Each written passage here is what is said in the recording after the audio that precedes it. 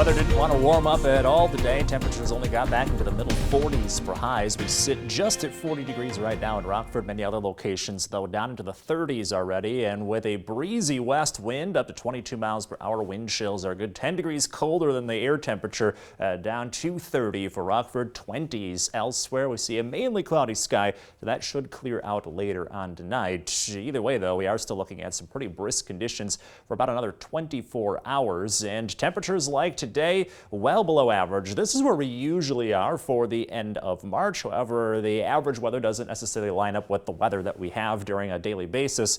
Today's high only 44 degrees. It's a lot more like the beginning of this month, and that's a good 10 degrees below average, but nowhere near any kind of records. Those are well down into the 20s and 30s for the coldest time that we've seen around the end of the month and heading into April.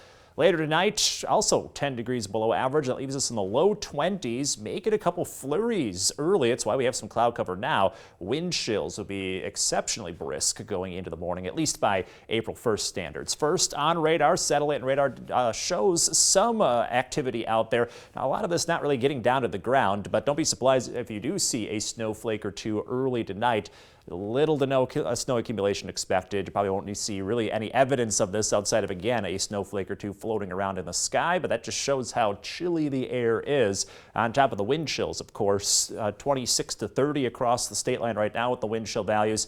By the time we get to tomorrow morning, bordering on the single digits, you can see the low teens during those sunrise hours, upper teens still by the time we get to 10 o'clock. So unlike today, you're definitely going to need the winter jackets just because of the extra chilly conditions. Today we had wind chills down in the 20s during the morning. Now we're looking at the teens for tomorrow morning, so the worst of this little cold spell coming during the morning hours. We heat up a little quicker going into the afternoon, still looking at a lot of sunshine and 40s for temperatures, but with a lighter breeze by the afternoon, the wind chill won't be as harsh as it was as of today.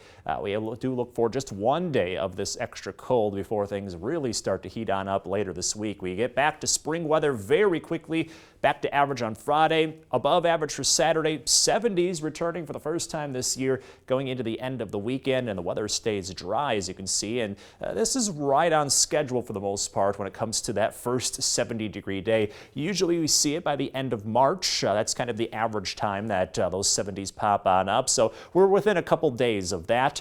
Just because we have the warmth, though, reminder that April still can have some cold conditions, frosty weather possible as late as April 27th. That's our average last frost before things warm up a lot.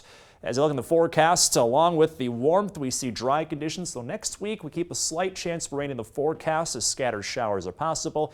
And in your most accurate 10-day forecast, we're going to hold on to that warmth for a while. We're back into the 60s by the middle of next week. We may cool down slightly at the end of the week, but we're avoiding the 40s at least. James and Kristen. Yeah, it's going to feel nothing like today in a few days. Alex, thanks.